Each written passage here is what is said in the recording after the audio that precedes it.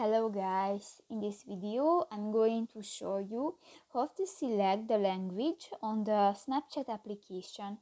But first of all, I just want to mention, please don't forget to subscribe to our channel, because at 100,000 subscribers we are going to show you our YouTube revenue statistics and growth strategy, how to make money online. So let's jump into it. First of all, open the application on your device. Tap to the profile button at the upper left corner of the screen and go to the settings icon at the upper right corner of the page.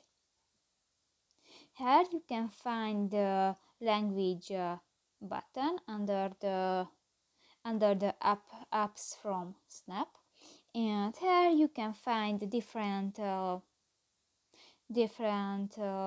language, and just select one and click that.